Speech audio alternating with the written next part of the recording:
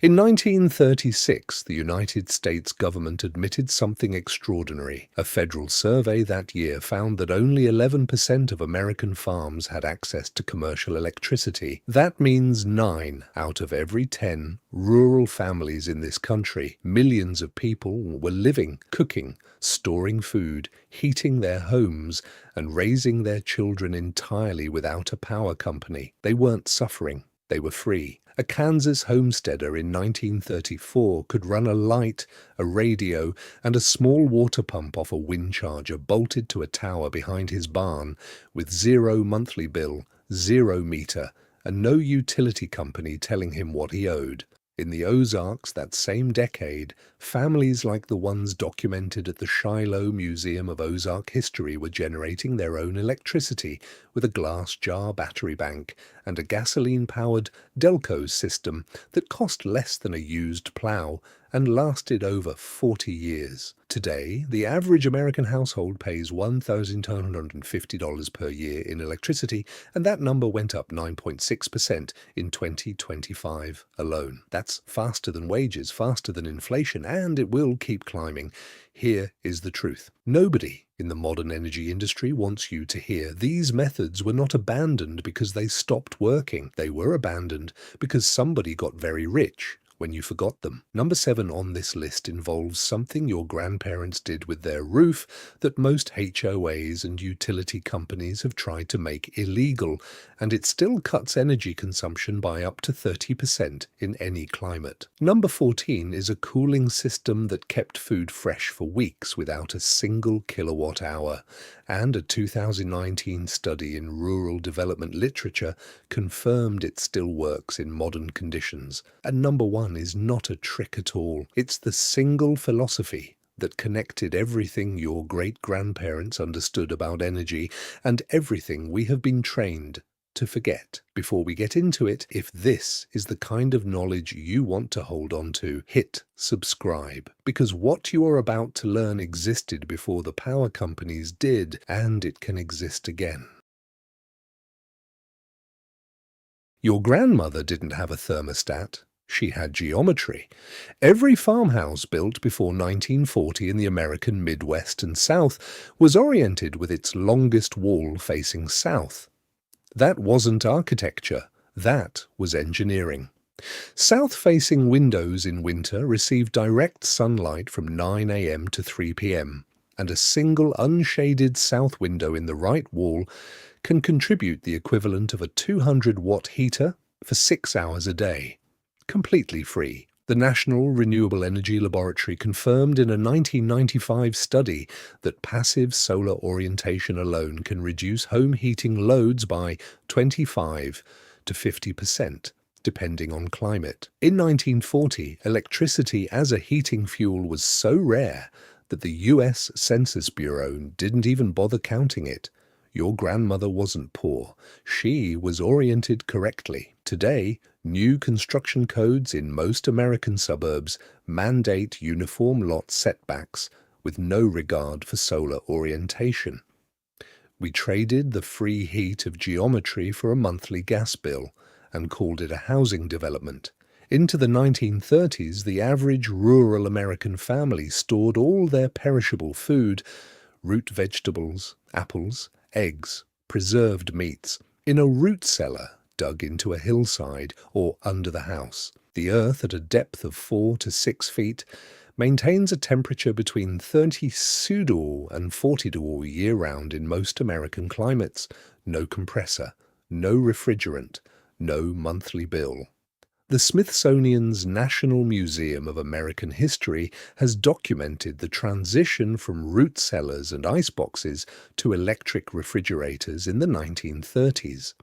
By that point, families had been using underground cold storage effectively for over a century. The principle is simple. The Earth is a thermal battery. In 2025, the average American refrigerator uses about 400 to 500 kilowatt hours per year, roughly $70 to $90 at current rates.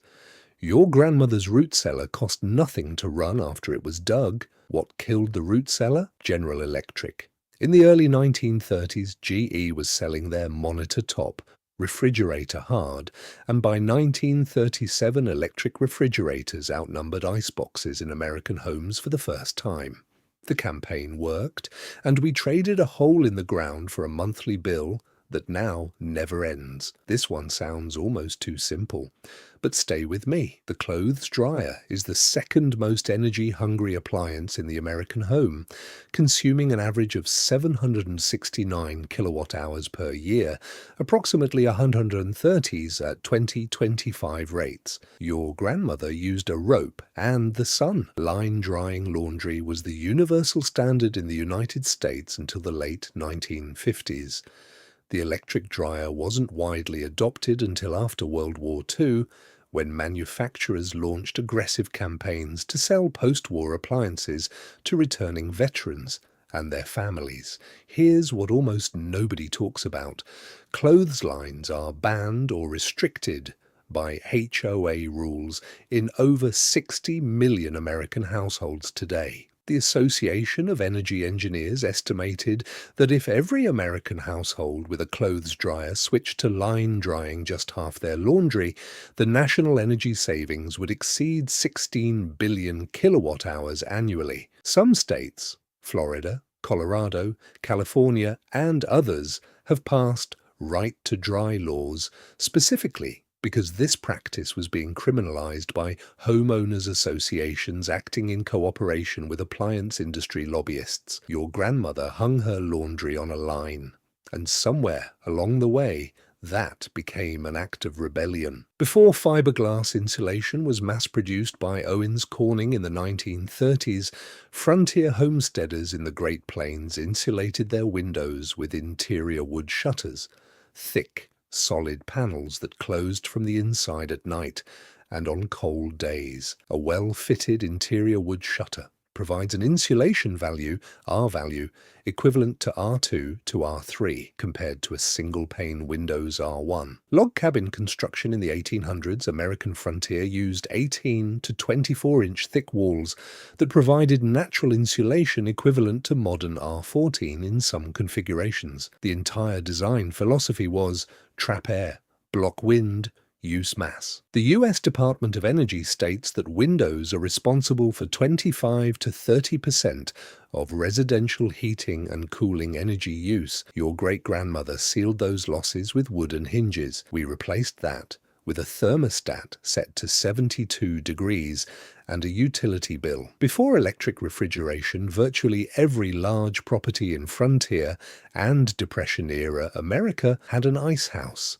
a small, heavily insulated structure, usually built partially underground or into a hillside, where ice harvested in winter was stored in layers of sawdust for use through the summer. Ice harvesting was a massive American industry. By the 1880s, companies like the Knickerbocker Ice Company were cutting millions of tons of natural ice from lakes in New England and shipping it across the country. By 1914, the industry employed over 90,000 workers.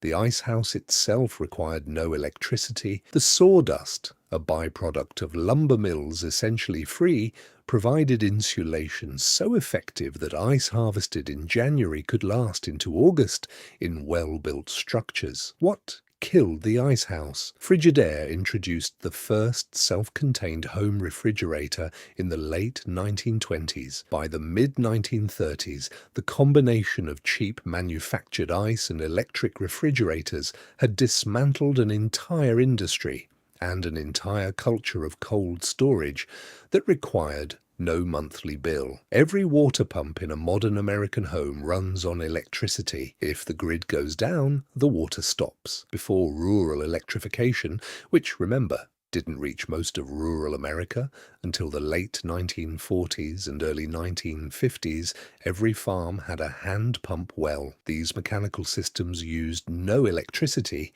required almost no maintenance beyond annual greasing of the seals, and could pull water from depths of up to 25 feet, with a standard suction pump, and hundreds of feet with a deep well cylinder pump. The average American home uses about 80 to 100 gallons of water per person per day. Much of that goes to toilets, dishwashers, washing machines, and landscape irrigation, conveniences your great-grandfather didn't have. His hand pump delivered clean water for drinking, cooking, and basic hygiene. That was enough. In 2025, the electric water pump in the average American home consumes about 400 to 1,000 kilowatt hours per year, depending on depth and usage. Your great-grandfather's arm powered his pump for free. Here's where things get interesting. By the early 1930s, decades before solar panels existed, American farmers in the Midwest and Plains were generating their own electricity with small wind turbines called wind chargers. A 6-volt wind charger in 1930 cost $17.50, roughly $320 in today's money, and it sat on a 10-foot pole on the roof of an outbuilding charging a car battery that ran a radio, lights, and small appliances. According to Farm Collector magazine, by the 1930s and 1940s, particularly in the Midwest and on both coasts, wind-powered battery chargers were in hot demand. The Wind Charger Corporation of Sioux City, Iowa, was producing units by the thousands. In 1935, the Zenith Corporation, yes, the radio company, bought a controlling interest in Wind Charger specifically to bundle wind chargers with their radios as a package deal for rural customers. Then the Rural Electrification Administration arrived with its federal loan program. By the late 1940s, REA power lines were reaching farms that had been entirely self-powered for decades.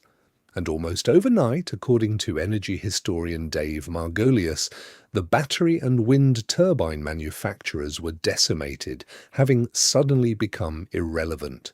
Over 1 million individual farm microgrids, each one an energy-independent household, were scrapped within a single generation. Today, a modern 400-watt residential wind turbine costs $500 to $800. It still works on the same principle as that 17-50 wind charger. The knowledge didn't die. It just got buried under 60 years of utility company marketing. Stop, because this one changes everything you think you know about modern energy independence. Between 1916 and the 1940s, a company called Delco, yes, the same Delco that later made your car's battery, sold a complete home power system called the Delco Light plant. It consisted of a small gasoline or kerosene engine, a generator, and a bank of 16 glass-cased lead-acid batteries wired in series to produce 32 volts of direct current. By 1921, Delco had sold over 135,000 units across 25 different models, producing between 500 and 3,000 watts of power. By 1930, there were over 1 million of these off-grid microgrid systems powering homes, farms, schools, and small businesses across rural America. Let that sink in. Before the New Deal, before the Rural Electrification Act. Over 1 million American households were entirely energy independent, generating, storing, and managing their own electricity with equipment that ran for decades. The Delco system wasn't primitive. A typical installation, documented at the Shiloh Museum of Ozark History, included automatic battery monitoring. When the charge dropped below a preset level, the engine started itself, topped up the batteries, and shut off automatically. One farm owner quoted in Farm Collector magazine recalled his family's Pennsylvania Delco plant from the late 1930s. The engine ran once every day or so under normal usage, and Delco advertising claimed the engine life under those conditions was 42 years. What killed it? Federal loan money. The government funded electric cooperatives to run power lines into rural areas, and once the lines arrived, farmers scrapped their microgrids and plugged in, trading sovereignty for convenience. We traded a system we owned outright, that we maintained ourselves, that we owed nothing on, for a meter on the side of the house and a bill due on the 15th, and we called it progress.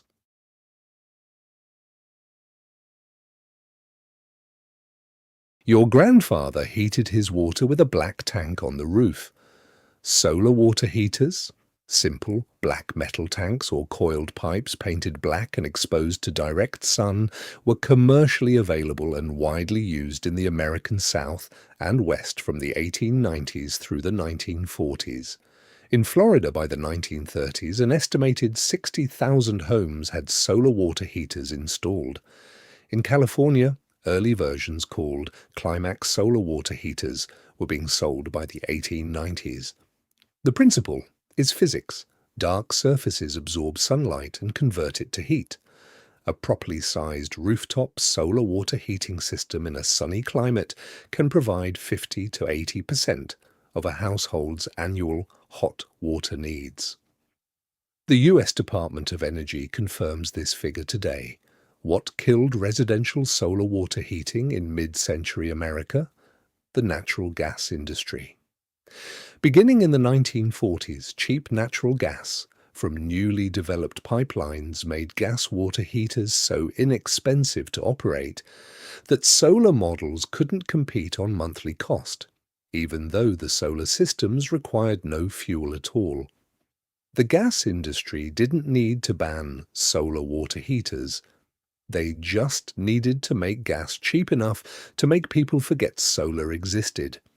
Today, a solar water heater installation costs between $1,000 and $4,000. It pays for itself in 3 to 7 years, depending on climate. Your grandfather's black tank cost almost nothing and had no payback period. The original American home heating system was not a furnace. It was mass. Frontier and early 20th century homes in colder regions of the United States relied on masonry fireplaces and wood-burning stoves built from stone or brick. These materials have high thermal mass. They absorb heat slowly and release it slowly, meaning a fire burned for 2 to 3 hours could heat a room for 8 to 12 hours afterward. Russian and Scandinavian immigrants to the American frontier brought with them the concept of the masonry heater, a large stone or brick structure with a long internal flue that captured most of the combustion heat before the smoke ever reached the chimney. A properly built masonry heater can achieve 80 to 90% combustion efficiency, compared to 60 to 70% for a modern steel wood stove.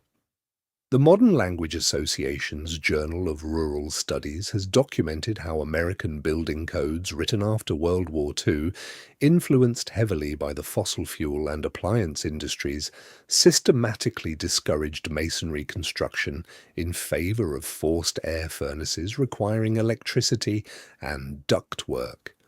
Your great-grandmother's fireplace heated her house with wood she cut herself.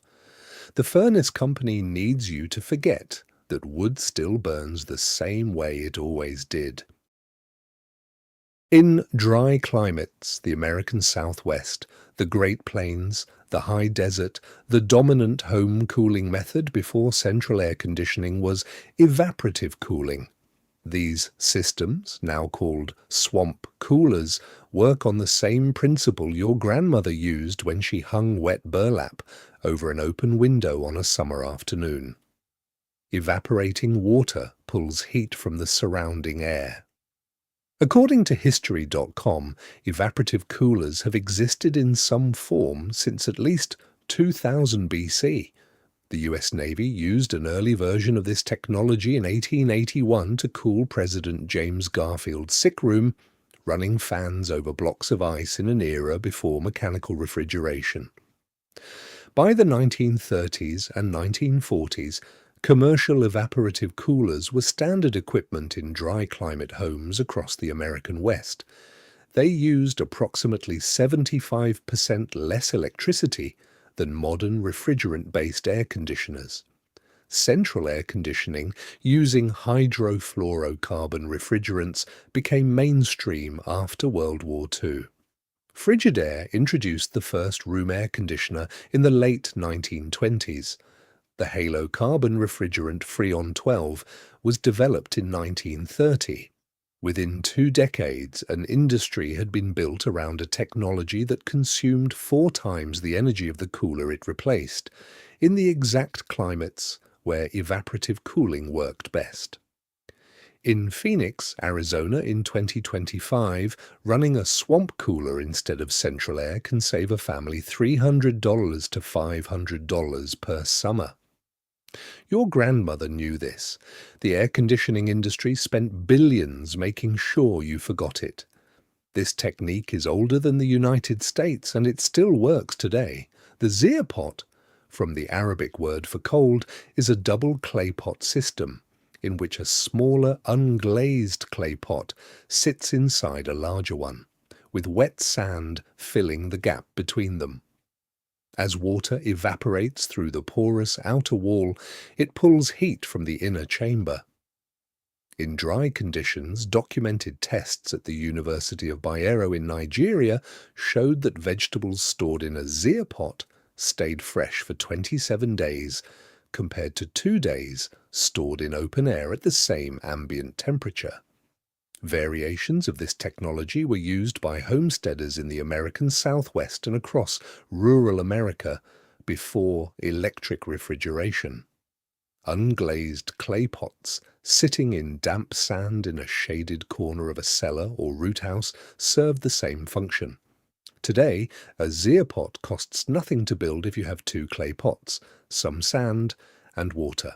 No electricity, no refrigerant, no bill. We traded a clay pot and a handful of sand for a found $200 refrigerator that uses 500 kilowatt hours a year and called it an upgrade.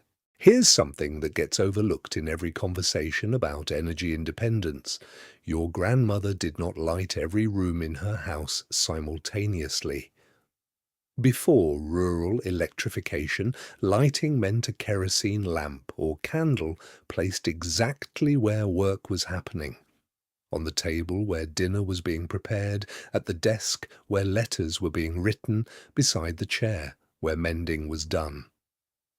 Light followed the person, not the other way around. The average American home today has 30 to 40 installed light fixtures. The Department of Energy reports that lighting accounts for approximately 15% of the average home's electricity use, about 270 yuan per year at 2025 rates. Task lighting, using only the light you need exactly where you need it, was not a conservation strategy for your grandmother. It was simply how light worked before electricity made it cheap enough to waste. Today, a modern LED lantern consuming 1.5 watts produces more usable light than a kerosene lamp. Used for task lighting instead of whole room illumination, it can cut your lighting bill by 70% or more. The technology changed. The principle your grandmother followed never needed to.